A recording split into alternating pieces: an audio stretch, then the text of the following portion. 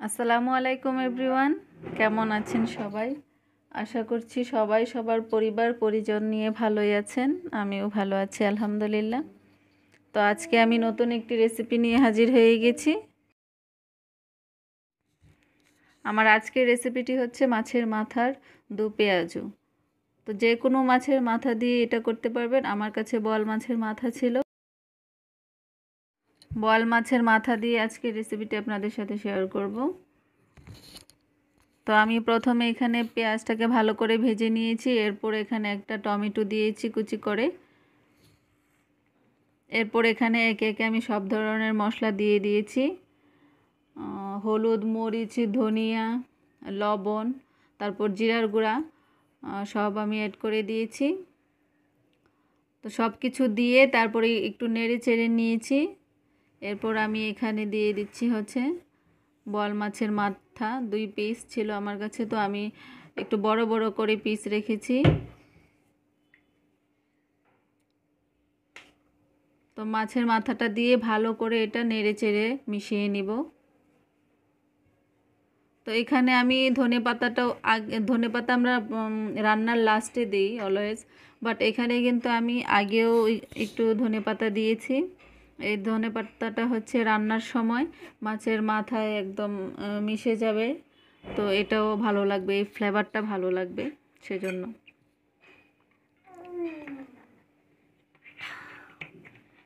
তো আমি মাছের মাথাটাকে মশলার সাথে ভালো করে মিশিয়ে নিয়েছি। এখন একটু পানি দিব, পানি দিয়ে ঢাকনা দিয়ে ঢেকে দিব 4-5 মিনিটের জন্য। অল্প আছে।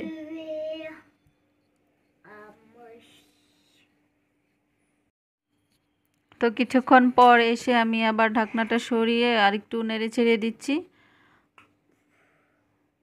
তো আমি এখানে দিয়ে দিচ্ছি হচ্ছে নতুন আলু, খুব বেশি না, অল্প ছোট সাইজের আলু। 6 থেকে 7টি আলু আমি ভালো করে ছিলে নিয়েছি। এরপর আমি একটু বড় করে পিস করে কেটে নিয়েছি। তো আলুটা দিয়ে ভালোভাবে আমি এটা মিক্সড করে নিব। এখানে আলু দিচ্ছি আমার বাচ্চাদের জন্য, বা আমার বাচ্চারা আলু খেতে পছন্দ করে। তো আপনারা না দিতে চাইলে স্কিপ করতে পারেন।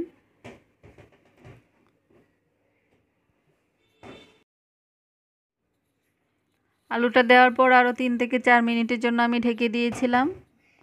তো এখন আমি এখানে হচ্ছে অ্যাড করে দিব ধনেপাতা, সেই সাথে কয়েকটা কাঁচামরিচ দিয়ে দিব জাস্ট ফ্লেভারের জন্য। কাঁচামরিচটা আমি ফালি করব না, আস্তই দিয়ে দিচ্ছি।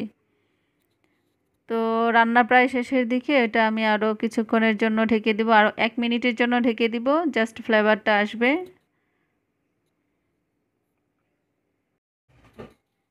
এই পর্যায়ে ধনেপাতাটা খুব অল্প করে দিয়েছি আমি, কেননা রান্নার শুরুতেই কিন্তু আমি 2 থেকে 3 টেবিল চামচের মতো ধনেপাতা দিয়েছিলাম।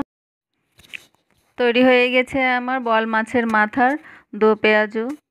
তো আপনারা রেসিপিটা বাসায় ট্রাই করে দেখতে পারেন, আশা করছি ভালো লাগবে। তো আজকের মতো আমি এখানেই বিদায় নিচ্ছি। আপনারা সবাই ভালো থাকবেন, সুস্থ থাকবেন। আল্লাহ হাফেজ।